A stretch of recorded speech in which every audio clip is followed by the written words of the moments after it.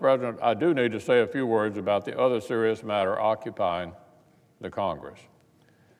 Late last year, Speaker Pelosi and House Democrats sped through a slapdash impeachment of President Trump in 12 weeks because they insisted the need to undo the 26th election was urgent. Urgent, they said. Since then, the same people have spent 3 weeks dragging their heels and refusing to proceed to a Senate trial.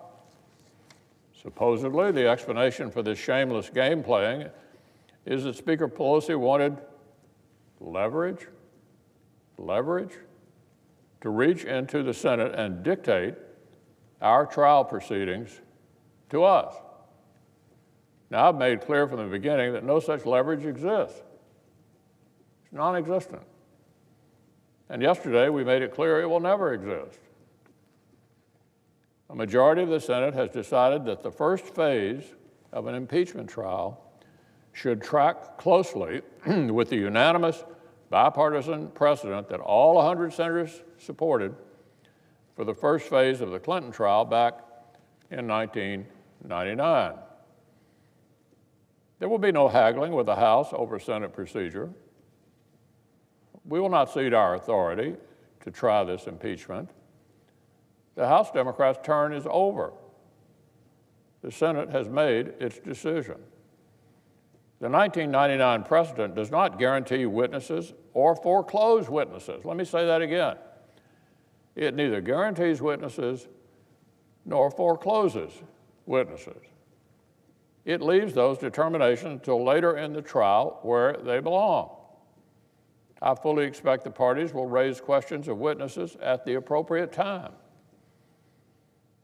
And I would remind my friends on the other side, I strongly suspect that not all the potential witnesses would be people the Democrats are eager to hear from. So the Senate will address all these questions at the appropriate time.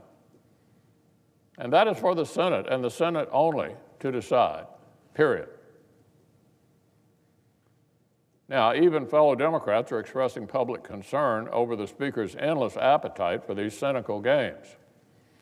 Here's what the junior senator from Connecticut told the press yesterday. He said, I think the time has passed, she should send the articles over. And the senior senator from West Virginia said, I think it needs to start. I really do. And the junior senator from Maine said, I think it's time for the Speaker to send the articles over.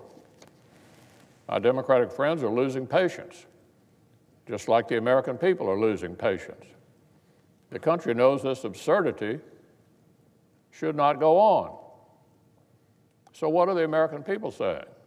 A recent Harvard-Harris poll found that 58% of Americans believe Speaker Pelosi should send the articles to the Senate, not continue holding them up. Let me say that again. This is a Harvard poll. Found that 58% of Americans believe Speaker Pelosi should send the articles to the Senate, not continue holding them up. And in the same survey, 77% believe Democrats need to accept the same structure as the Clinton trial rather than hold out for special new rules. So we're beginning to hear from the American people how they view this standoff. We all know that senators have a diversity of opinion about President Trump, about the House inquiry, about the optimal structure for a trial. But notwithstanding all of this, no senator should want the House of Representatives to steamroll institutional norms and dictate our business to us. Haven't enough toxic new precedents been set in recent months? Hasn't the House broken enough constitutional china already? This is not about the current Speaker and the current President. Do my colleagues believe this is what a future Democratic president would deserve?